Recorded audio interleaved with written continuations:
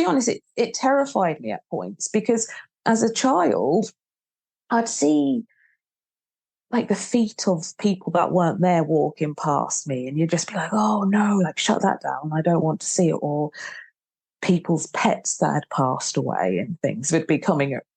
Yeah, but I'd be terrified. So I'd be like, no, no, no. Hello, it's Zoe, and welcome back to the Mischief Movement podcast, your weekly inspo for people looking for more hell yeah in their life. Consider this your one-way ticket out of midlife mediocrity towards fun and positive impact via playful disruption. Wouldn't you love to wake up and feel like a total badass? How about breaking some rules, throwing 2 fingers up to society and doing more of the things you love? I'm talking full-on freedom, adventure, and those meaningful connections I know you've been craving. Stop waiting for your amazing life to happen and go get it! I'll be picking the brains of some true game changers and mischief makers so I can share what I find and hopefully inspire you to shake things up, do more of what makes you feel alive, and boldly rebel against the ordinary. I've no idea what I'm doing, to be honest, but I've got a mission and I'm here to start a movement. It's going to be quite the adventure. Care to join me? Okay, here goes. If you've ever been curious about what it means to choose a truly unconventional path, had some sort of spiritual gift that you couldn't understand, or simply wanted to pivot into a surprising new career, do not miss this amazingly candid interview with the beautiful soul that is Sasha Archer.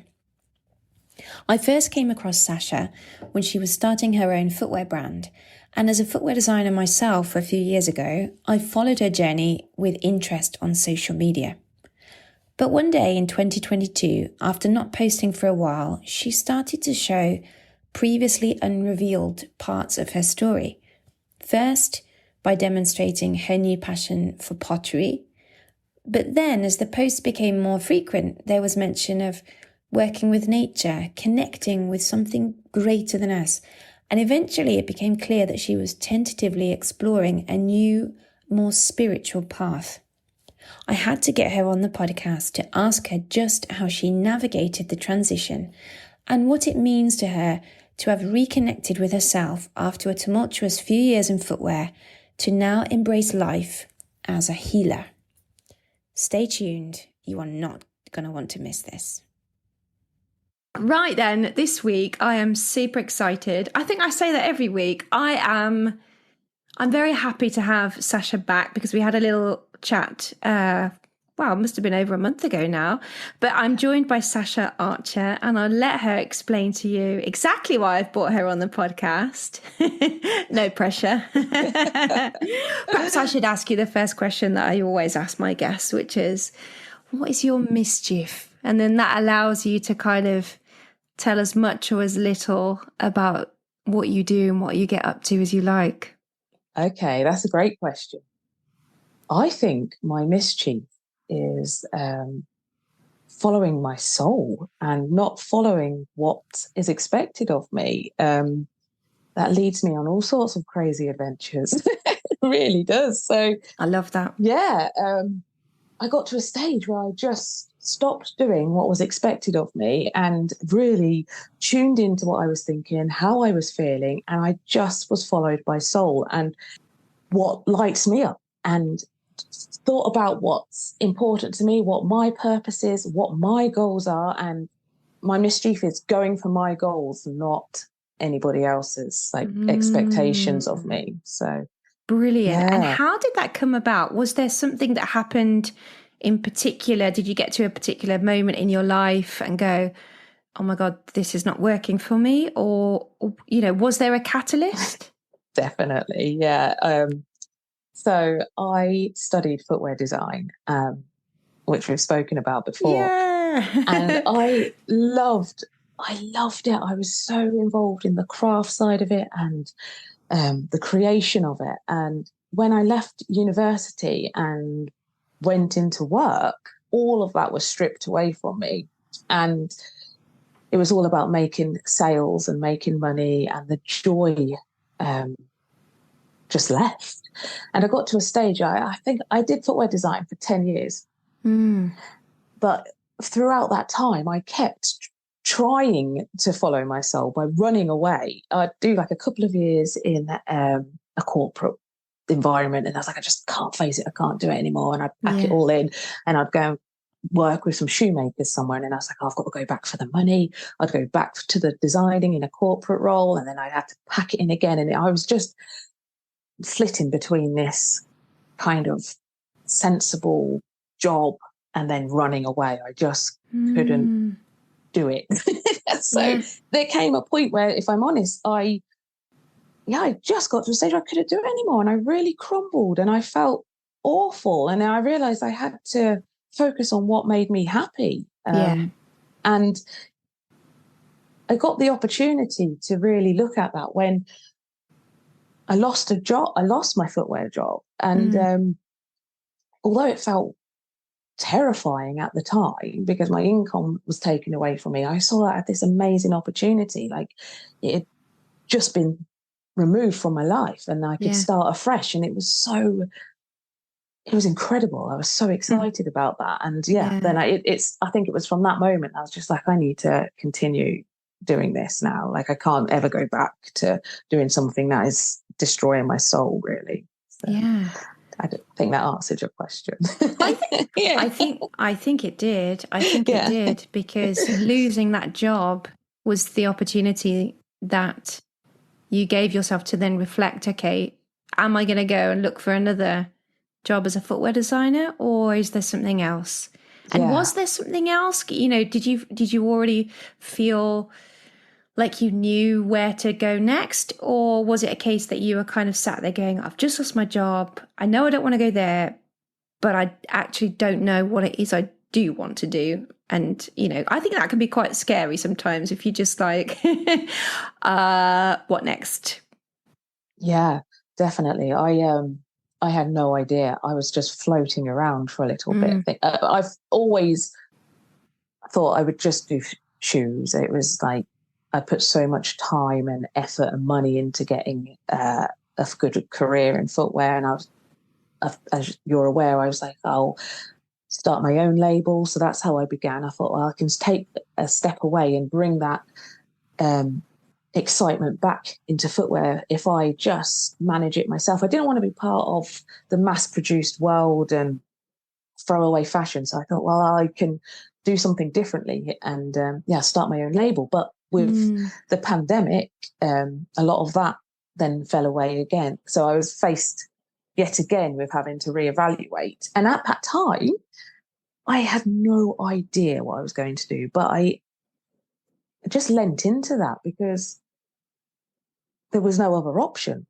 at that time. So I started doing pottery, which was a childhood love of mine, just to pass the time and to occupy my mind. And as I started to get back into it, I was like, oh my gosh, like this just makes me feel so whole. I absolutely loved it. And it made me start thinking differently. I realized that I'd totally pigeonholed myself into footwear. So I had everything, every time I drew anything, this sounds ridiculous, but anytime I picked up a pen or pencil, I was thinking of footwear. But all of a sudden, having clay in my hand, you can't make a shoe out of clay. So I had to start thinking differently. And it just evolved from there. I love that. I know exactly what you mean about, you know, having the pen in your hand and then relating whatever it is you're doing to footwear. I think that's so interesting.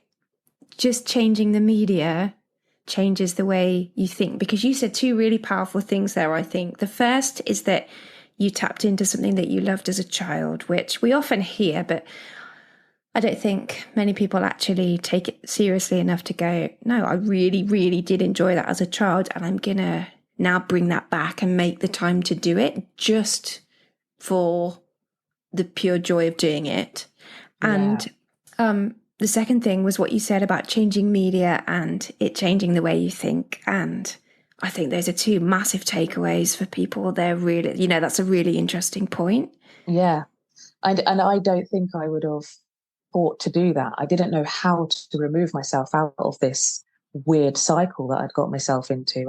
Like I said, I just totally put myself in a box of like, I'm a shoe designer, I'm going to be a footwear, I'm going to just make footwear. And it wasn't until I had it removed and had to do something else that something else came about. And it's so interesting. Yeah. It's been a fascinating journey because it's just sparked my love of creating again. And it's just fed my soul. I feel so much better for doing it. It's been a blessing. So where did the pottery take you then? You said it kind of got you thinking about things differently, and did it help to understand what your next move might be?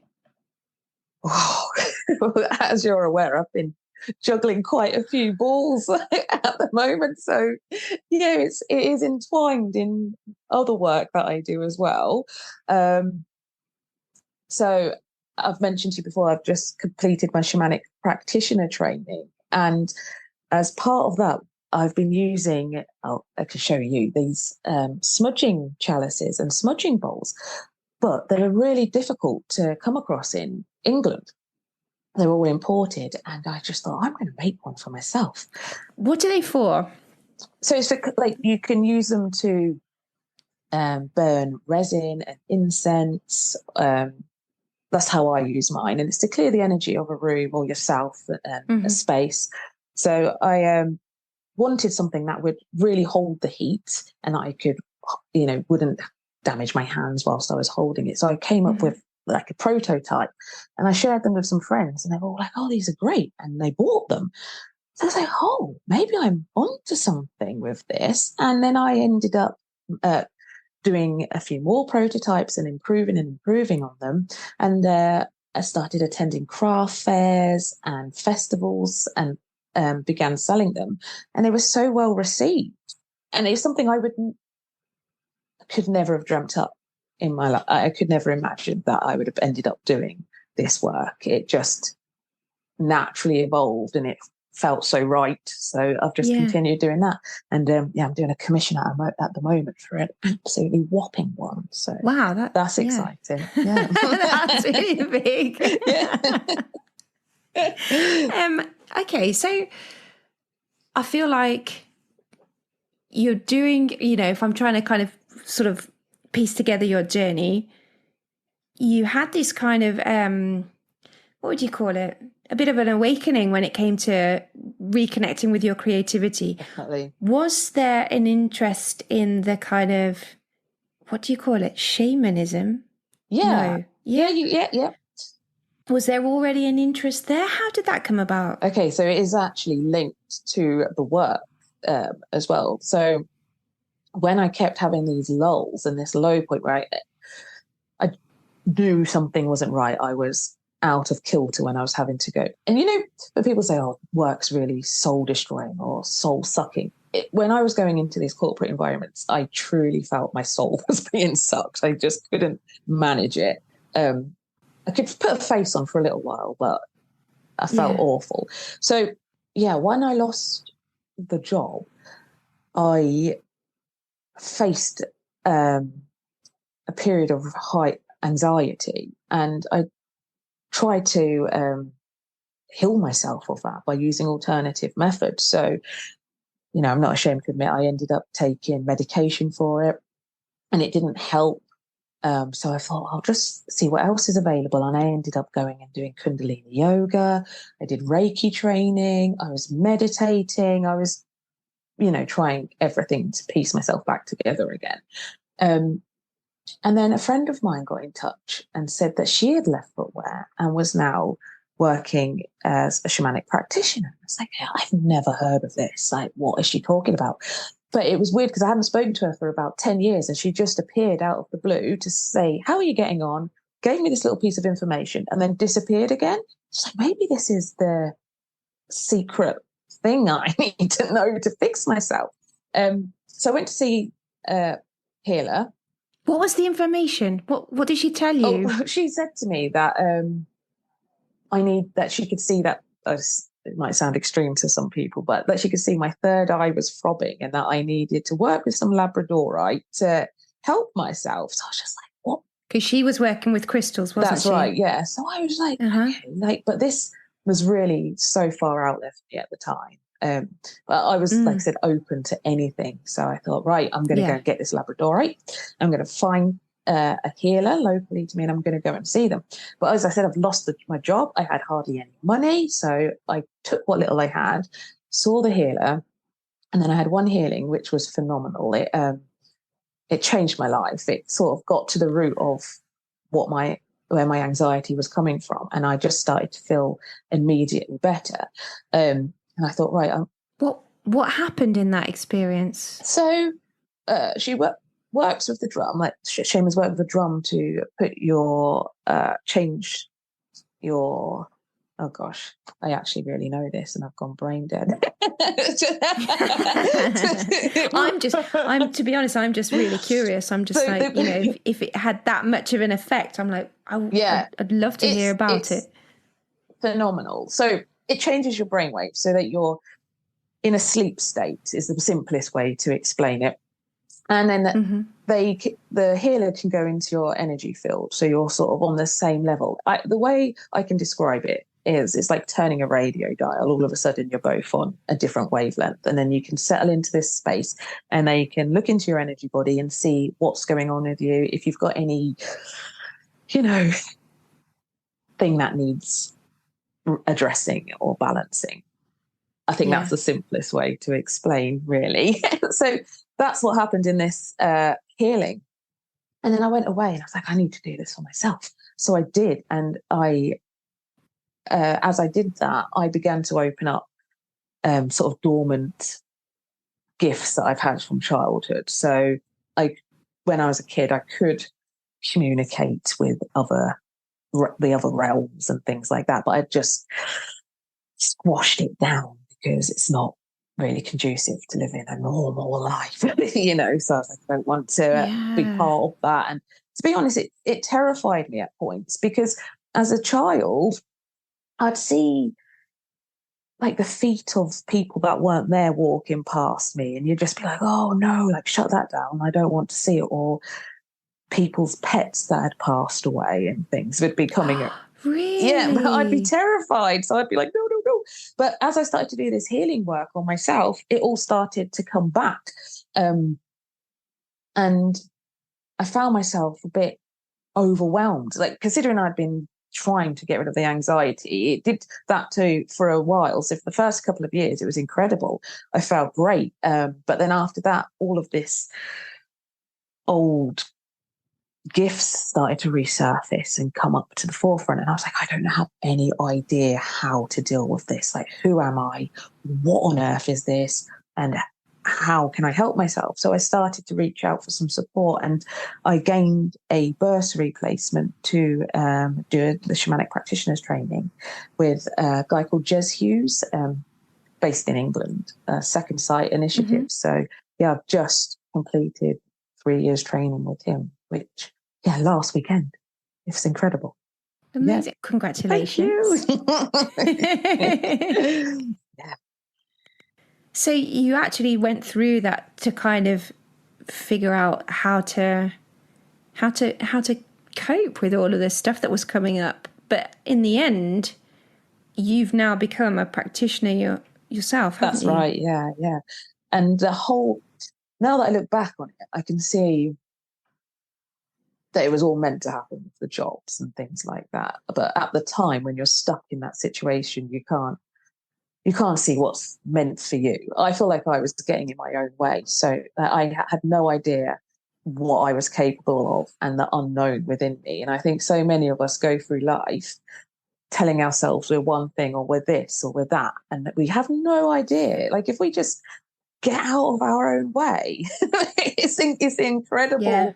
And who you are, who you can become. And I feel like that's this beautiful space that I'm in at the moment, where I've realised, like, I don't have to have one label. I'm not defined by one thing. So I'm doing the pottery, and now I'm stepping into this place as a shamanic practitioner. And as I've spoken to you about before, I've just handed in a book proposal as part of the diverse wisdom program with Hay House Publishers. So I've started writing. And that's something else. I think if I hadn't of just allowed myself to open up, like none of this could have happened. So I'm so grateful that I lost the job. I had a terrible breakdown and then I had to build myself, because if that hadn't have happened, I wouldn't know myself at all, really. Like, Yeah. Don't you think, like, so often that is the kind of thing that has to happen in order for people to actually find the path that they should have been on from the beginning, or just this sense of losing everything to then start again? Definitely. Yeah, I feel like it's quite a common occurrence for like, and the part of me as well, I was like, oh, if I had just listened, I feel like I knew this was going on whilst it was happening. All the times that I kept ending up back in that same spot, it's like, why was I keeping myself there? Why didn't I just listen to my intuition? And so I feel like I knew I could have stepped out of this and made the change, but there was something. I had to have that crumbling before I could grow into a new space. But yeah, I feel. What was it, do you think, that kept you there? Was it, Fear. Yeah, okay. Definitely fear of telling everybody, actually, I don't. Because whenever I did say to someone, like, I don't want to do this, it'd be like, oh, yeah, but you do. And I'd be like, no, I don't know if I do. But because you'd put all of that time and that effort and, like I said, the money into it, you feel like I felt like I had to stick at it, or I had something. I felt like if I had left it back then, I would have felt like a failure. But what I've come to realize is that quitting is one of the greatest, bravest things anyone can do. And it is not failing at all. Like, I think quitting's for winners now, that you have to do that. Sometimes you have to see that it's not working and allow yourself to move on. But I had to learn that the hard way. Absolutely. Yeah, absolutely. Tell me about this book proposal. That sounds very exciting.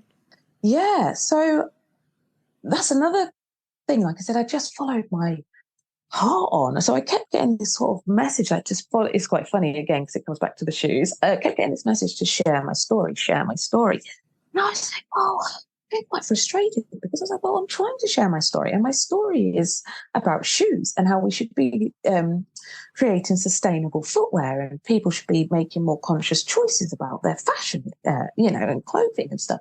So I was like, well, if I can't make these shoes and I can't share them, how can I share my blimmin' story? I was like,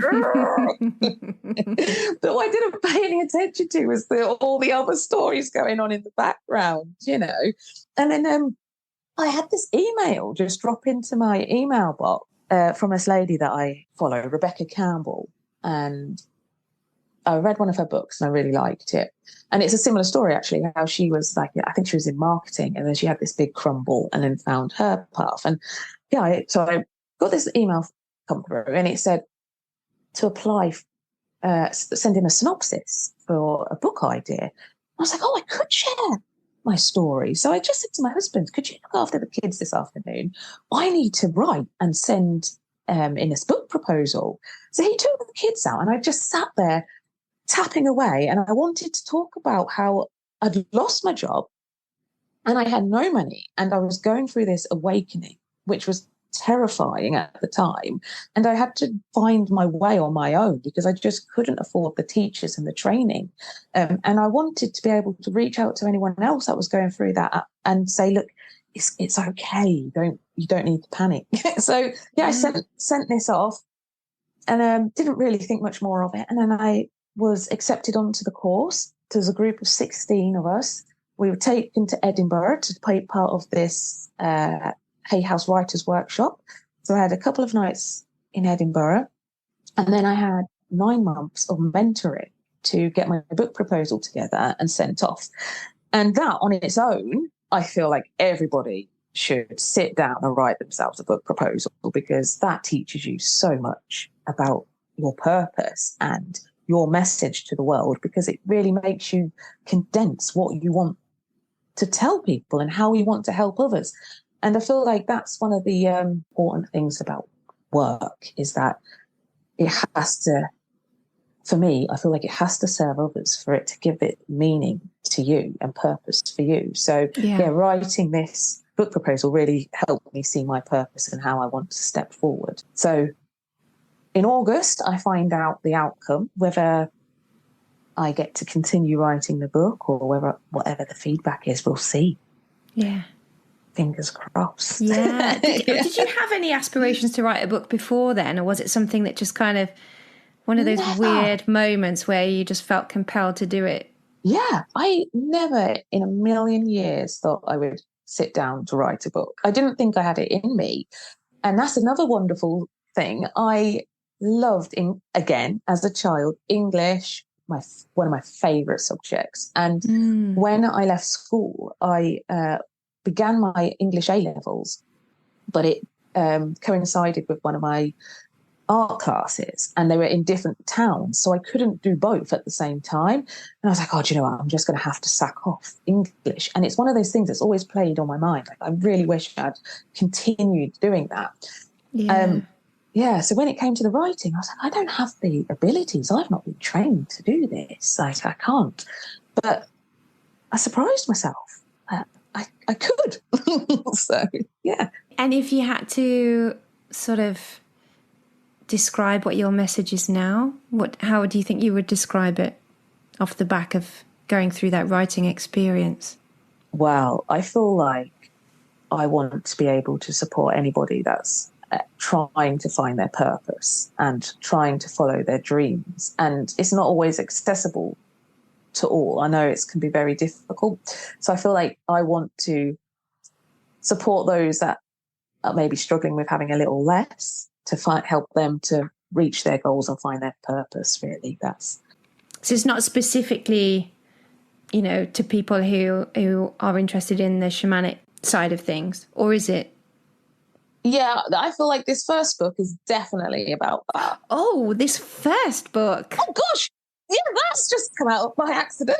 Like, I have no plans for another one, but I feel like if there was going to be more, this book is definitely to help those that are in that space where they're going through an awakening and don't know how to handle it. Yeah.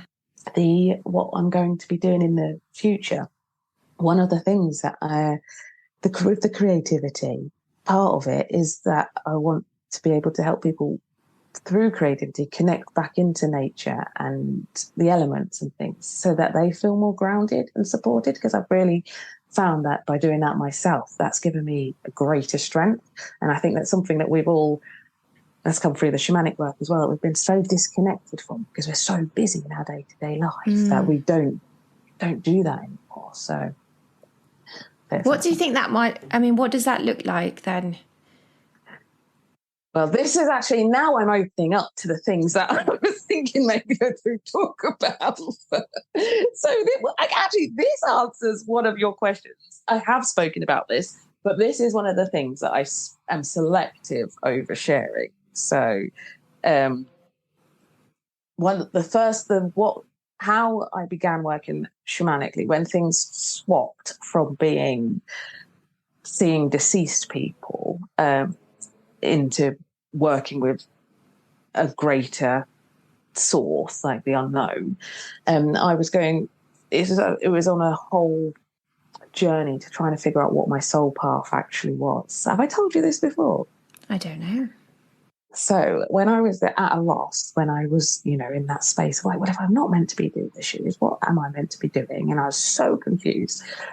So I just put a big shout out to like spirit, the unknown, and just like, what am I meant to do? And they were like, just give us your worries. Like, write your worries down on a piece of paper and bury it in the earth with an offering.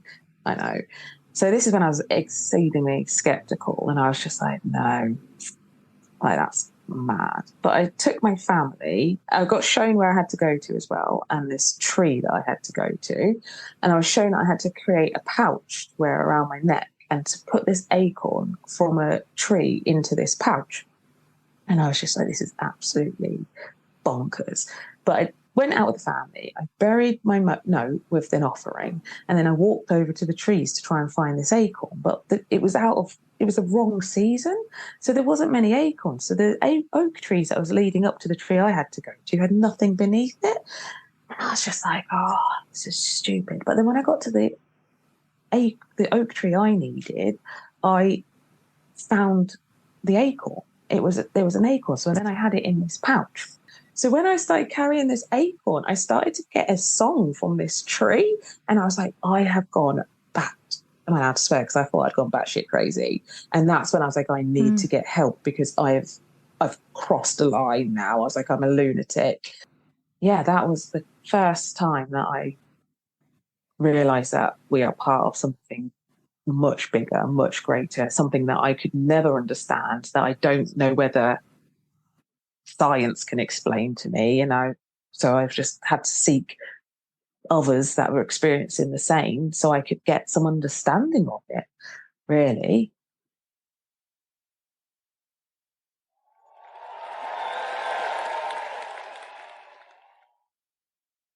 This episode is kindly sponsored by Pique Club, a brand whose mission is to change the attitude towards vulnerability by encouraging more conversation around it in order to increase real human connection. When you can express your feelings constructively, you can work through your fears, open your heart and find your place in the world. The vehicle for these conversations is clothing, or connection clothing as it's become known. Connection is one of my core values, so I'm thrilled to be able to partner with Pique Club so we can join in our collective goal of bringing people together and helping you rebel against staying the same.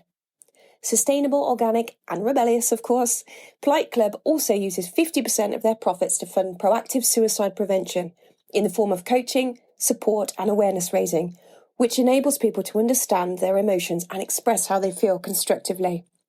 Become a vulnerable with us. For more info on the brand or to buy online, go to politeclub.co.uk or follow on Instagram at politeclubhq. Now, back to the show.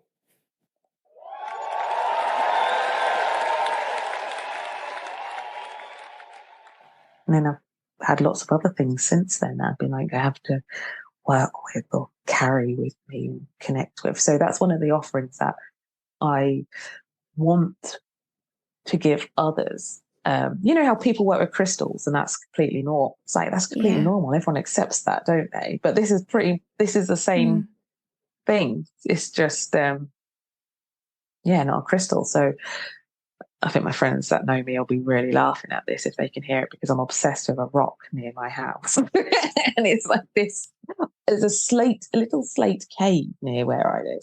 And there's these big hills that are, I kept getting, this is the other thing, I kept trying to leave Leicestershire and I kept being drawn back and moving closer and closer to this area where I now go and do some work from.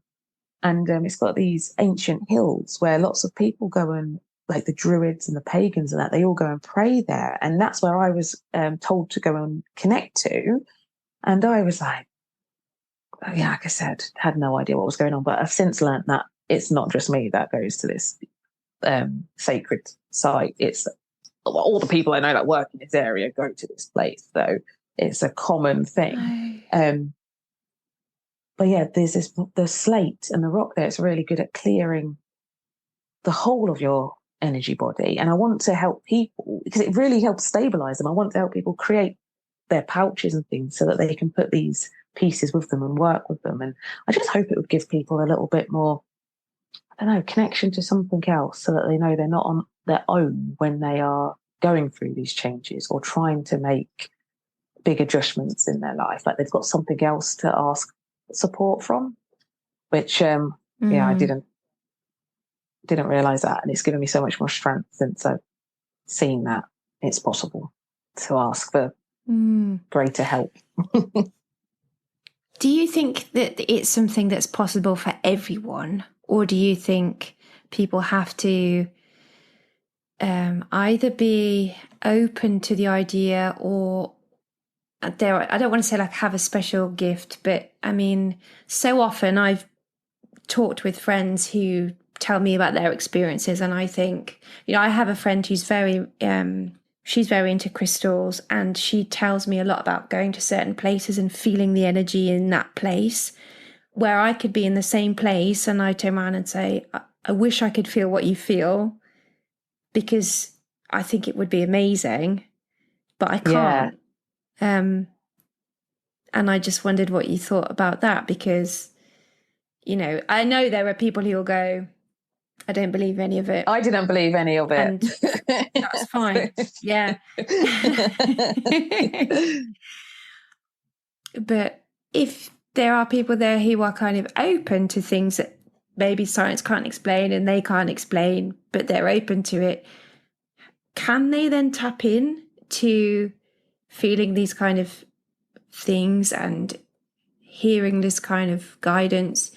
Or do you have to be a certain kind of person with a certain kind of gift or I think something? it depends. Like, obviously, I think everyone can tap into getting the guidance that they require and the support that they need, because we're all connected, even though we can't see it. We all have guides. Like, you could appear and have no belief in it whatsoever, but you'd still have a team behind you that are supporting you to get to your goals. So it doesn't matter if you believe it or not, like, they're there. But I think everyone has different gifts and abilities. So everybody that will have something. It's just a case of discovering what it is and being in an environment where you're able to explore that. So you might not feel the energy of things, but I know people as well like you that really do. And then I've got friends that get like great insights through dreams. I don't get anything through a dream, yeah. And then I have friends that just use like the divination techniques and they're spot on with all of that. I think it's finding what works for you, really. Where is it leading you to now? Now you've just finished your certificate. Do you know what your next step is going to be, or? Yeah. Well, this week is definitely about relaxing. Yeah. Trying to enjoy myself, because the pressures leading up to now have been unreal. Like, I was juggling work, writing, children, and all of that stuff. So yeah, this and the course. So this last few days feels like such a beautiful bit of space, a breather. But I'm already thinking about, well, I'm going to continue doing the one-on-one. I've got to do 12 case studies, which I've just begun. So I'm working through those. And then when I feel it's time's right, I will do one-on-one healing work with others. But I have started to talk with a friend about creating workshops to help people feel empowered and using their creativity in order to do so. So that's, we're speaking about that. We just started chatting about that today, actually. So, and we've got exciting. Yeah, there's a date booked in October for our first one in London, but still got to be all confirmed and tidied up. Yeah. And just kind of give a brief description of shamanism for anybody that's not really familiar with it. Well, it varies through like different lineages. Okay. So I could talk from my experience. That might be best. So for me, how much detail Well, okay. I am imagining that somebody's listening to this conversation going, this is great. I get it. Like, I understand the journey of somebody leaving one career and then following their soul into something completely different, but perhaps not necessarily understanding the term shamanism. Okay. So for me, shamanism is about working with spirits and the elements to bring balance and restoration to yourself, to the planet, and to others. So to bring healing, basically, that is the short answer. That's very concise. But it's a very old way of working that we probably were once all in tune with. Okay. That have been disconnected from over time. So it'd be lovely if more people worked with it, I think, for themselves and the planet. Yeah. So do you end up doing the healing work still on yourself? Yes. I don't want to say, are you healed? No, it's an ongoing journey. Honestly, it's so cyclical. Like for when I started my course, so I had been working on the anxiety for years. And when I began my course, I was just like, yeah, I've smashed it. And then all of a sudden, I was back to square one again. And it felt, I was just in absolute shock. And then it was almost like I'd gone through down into another layer of having to clear myself and heal myself again. So I think you get through one area, an aspect of it, and then another little thing creeps up that you've got to sweep away and then keeps resurfacing. So I don't know if we'll ever all be truly fully healed. It's an ongoing journey. Yeah. And are you still selling your pottery? Are you still making everything? Yes, yeah, I am. I need to get back to a lot of people about craft fairs. Got some going to be booked in, leading up to Christmas. And how do you feel now that you've actually kind of allowed yourself to say goodbye to footwear? Because I know it was hard, because especially as other people kept trying to put you back there, almost like that's what you've studied, but that's who you are, that's what you do. Why would you stop? Or at least that's the impression that you give me. Yeah. It was a slow breakup. I couldn't do it for a long time. So I'm talking to you from my little work group, and it was such a mess because I couldn't transition fully into the pottery because I still had footwear things around. And I kept feeling like I can't move it out. And I had to keep pieces around. And when the day came, I was like, right, I'm going to clear all the lasts out, you know, that you make the shoes on. And I took a lot of the materials to my mum's house. I was like, could I just store these in your loft for a little bit? And that felt like a real final, like the end to it. But it was going on for about 2 years of me trying to separate myself from it. It's hard, isn't it, when you want to go into a different direction? Because I know that I've felt a little bit like that moving out of leather. For so long, people knew me as a footwear designer, and then with my own accessories line, and then to kind of turn around and say, not sure if I want to carry on doing this, really. It's often harder to convince the people around, harder to convince them than it is to convince yourself, I think. Yeah, there was a bit of that. But also, I think for me, I hadn't got I felt like I hadn't had all the answers. So for the shoes, I knew I could have done more. I kept thinking I could do better than this. Like, I know it could go further. So it was having to make that decision whether what was most important, that if it was important to see how far it could progress or not. Because I knew I could do it if I wanted to, but yeah, I had to just make that. I had to really, what's the word? Just evaluate again what my priorities were, what was most important, what I wanted, and then I could let it go. What was the question then that you asked yourself in that moment? What did you ask yourself in order to make that decision? I'm going to cut the ties with this, or I'm not. Can you remember?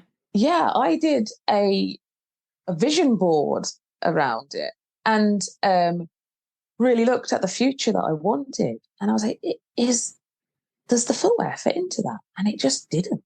And so and that made it a lot clearer for me to be able to say, no, actually, I don't think I'm going to carry on. So, and also the fact that lots of crazy things kept happening. So, I said, like, I feel like you need to listen. You get signs, just bloody listen to them. Okay. Well, I would like to unpick that though, because I hear a lot of this sense of you need to listen to your inner voice, or you'll be guided. What does that sound like? So for me, I use divination techniques as well. So I would pull a card to see if I could, what I needed to know about the situation. So not so much do I carry, like, giving my power away to the card and saying, should I carry on with this or shouldn't I? It'll be like, what do I need to know about this situation? If I carry on this route, what will happen? If I carry down this route, what will happen? And the footwear, for me as well, I hear the voices. So I would go to bed and hear stuff like, you need to stop, just stop this now, kind of thing. And I'd be like, no, constantly battling it. But then some sure signs were there were like some big interventions. The factory that I had made the lasts, I'd spent ages developing my lasts with. When I contacted them again to reorder some lasts, they'd burnt down. So I was just like, what do you mean? We'll have to start again. We've lost your work. And I said, they have got to be joking, like it was almost being told, just stop. And then one of my parcels that I sent out to Italy to get the insoles made, because that's the thing as well. So when COVID came, I was trying to make everything in England. But then a lot of the suppliers that I was working with went bust, and I had to start resourcing materials. So that felt like one of the first signs, like it's going to get difficult. And then, the factory parcels went missing. It was just constantly like small things like that kept happening where just thinking, why am I pushing so hard to do this? It just felt I was being pushed up against the whole time, and it was a battle. So I feel for me, if it's tricky because things aren't always going to be easy. But there are times when you can tell this is just too big a battle for it to be actually in alignment with what I'm supposed to be doing. It's just ridiculous. So it felt ridiculous. Yeah. What's something, do you think, that what's something you've never told anyone before? Something I've never told anyone before. Right, I'm going to start sharing that now.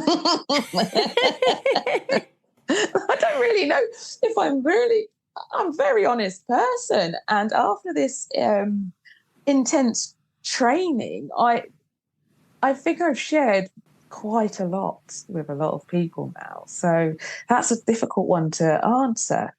It really is. Like the course that I was on makes you you have no choice but to be open and vulnerable in front of a group of people. And it brings you together. It brought us together very quickly, because the things that as you're growing up with a friend, that might take 30 years for you to learn about them.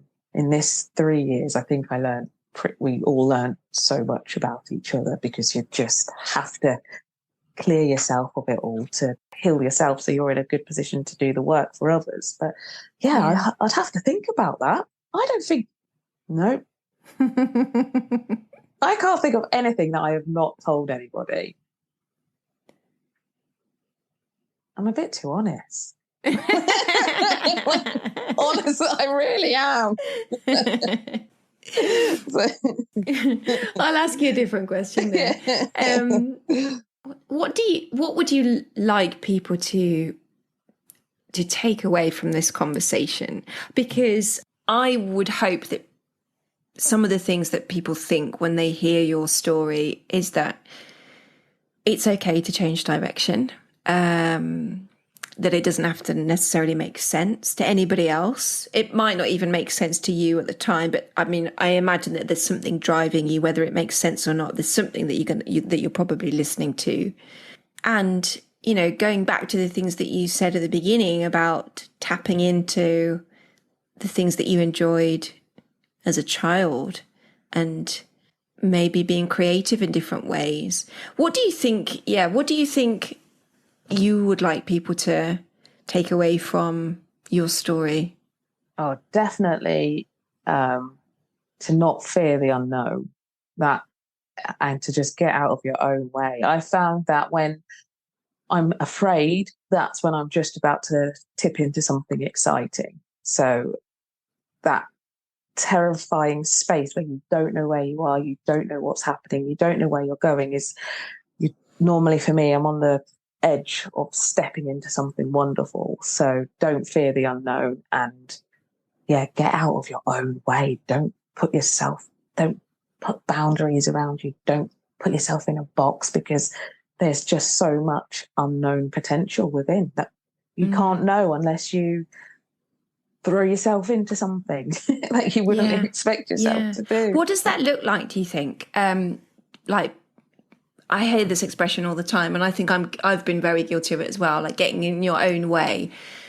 But how do you then break that cycle and break out of that? And is it about the labels that you're giving yourself? Is it about giving yourself permission, do you think, to step out of one role and just explore another?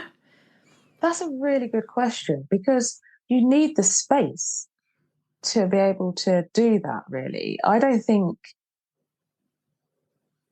it's about being kind to yourself and giving yourself some space to try other things. Because when you are in that cycle of like a 9 to 5 and you're going to work every day and you're coming home and doing the mundane, the tidying, the dinner, and you're just in that cycle, it's very difficult to break it. So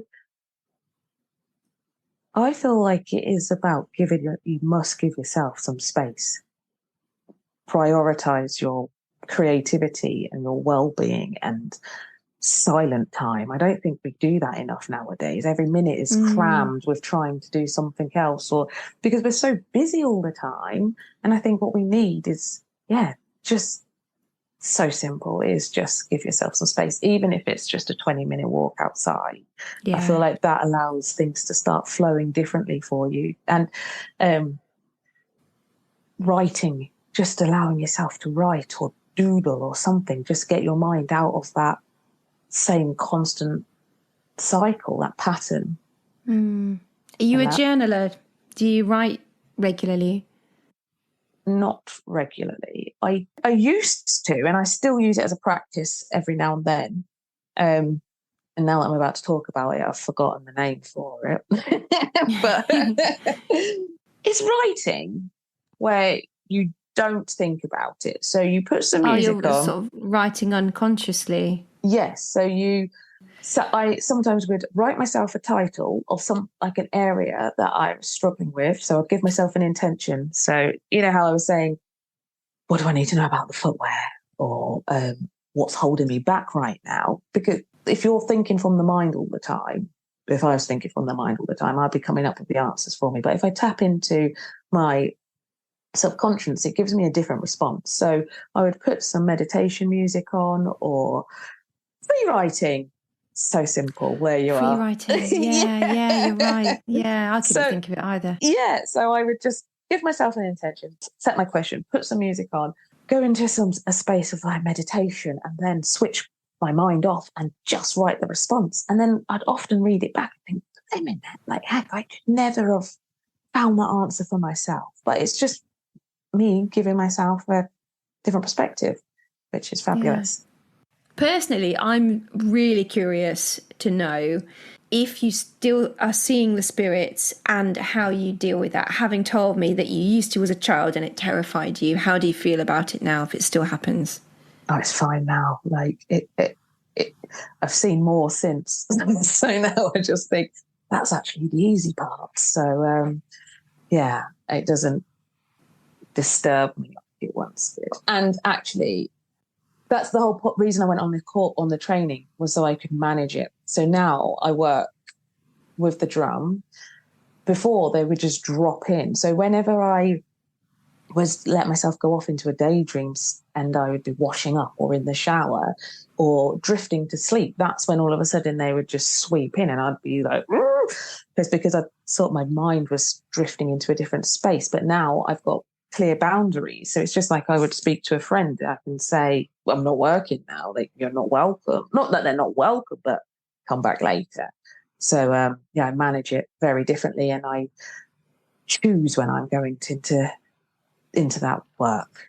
So I've got a very clear distinction between I'm Sasha Potter and Sasha doing shamanic work kind of thing, the healer. So, yeah. That's really interesting. I'm so glad that I got the support, because I think I could have ended up in a different place if I hadn't have got the help with it to manage it.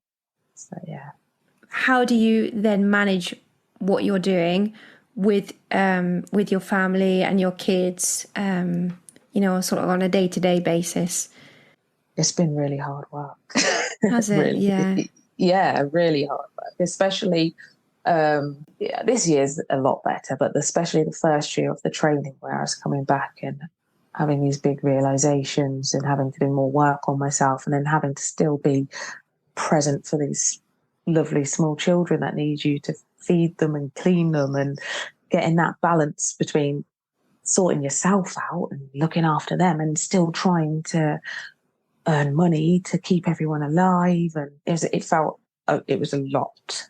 it's been a lot. But now it's settling. So also I didn't know how, as that's the other thing about footwear, it felt safe. If you tell someone you're a footwear designer, everyone's like, that's amazing, that's so cool, and that's a really easy thing to talk about.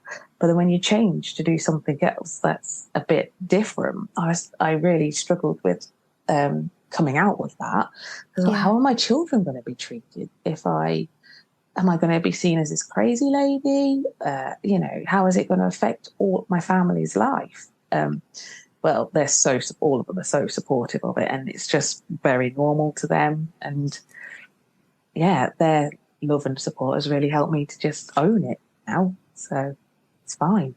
It's really not that crazy. It's just that in our Western culture, it's not openly discussed as much. So no, it's not, is it?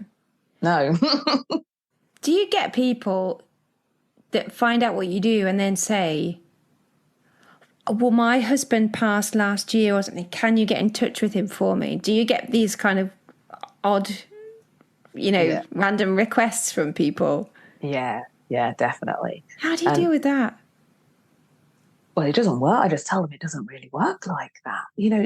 I don't really pick who, even if I was working with you, I wouldn't be able to pick who's available from your ancestors to pop in for a chat. It's not how it works for me. So yeah, I just say it doesn't work like that. How does it work? I'm intrigued. Well, now, before, it would just be, they would just swing in. So say, I'll use my aunt as an example. Her partner has passed away, and she has children with him. So sometimes he would swing by and be like, I've got a message, can you pass this on? And he'd show me what I needed to share. And I'd always be like, oh my gosh, it felt uncomfortable for me. I didn't like it. And it could be really upsetting. Yeah. As well. You don't know how it's going to affect the other person. I didn't know if I was meant to tell them, things like that. But now it only happens if I'm asking for the information. So it doesn't work like that. So now I will open up a space to say I'm working with Zoe, for example. Has anybody got anything? And I'll go into the healing, and whatever comes through would come through then. Yeah, it's not a free-for-all anymore.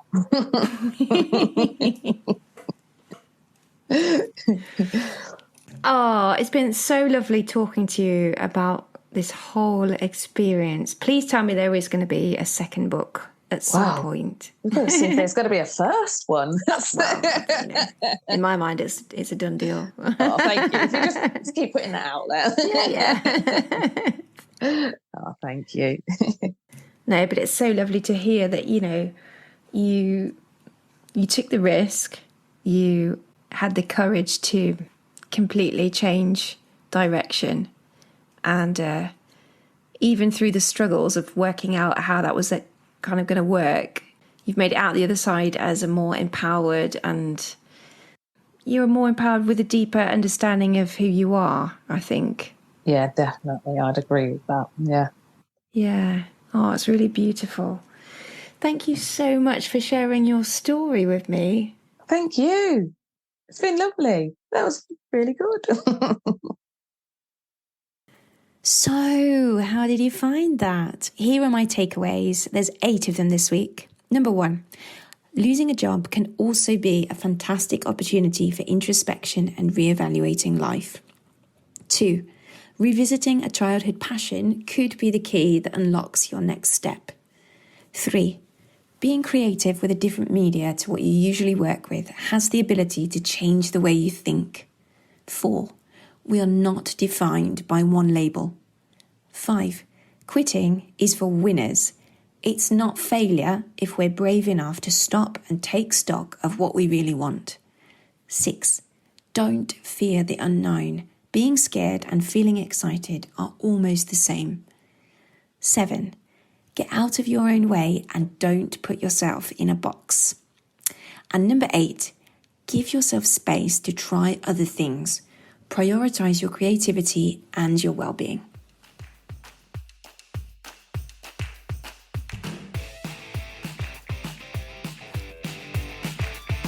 I hope you loved today's episode and it made you think differently, or perhaps nudged you into changing something in your life that's not working for you. I'd love to give you a shout out right here on the podcast too. So let me know what you think, what you'd like to hear more of, or how you've been inspired by what you've heard. Let's keep in touch over on Instagram at Mischief and Hyde, or sign up to my newsletter at zoegreenhalgh.com. If you're enjoying being part of the Mischief movement, please consider telling a friend or leaving me a review wherever you download your episodes, which will seriously help my mission to inspire and empower more people like us to choose mischief over mediocre. Ciao!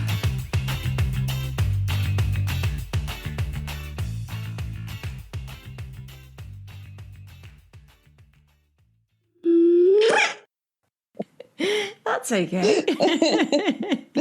Oh, there's the kind of kid that would steal a rubber from W.H. Smith's and then have to go home and tell my mum. What's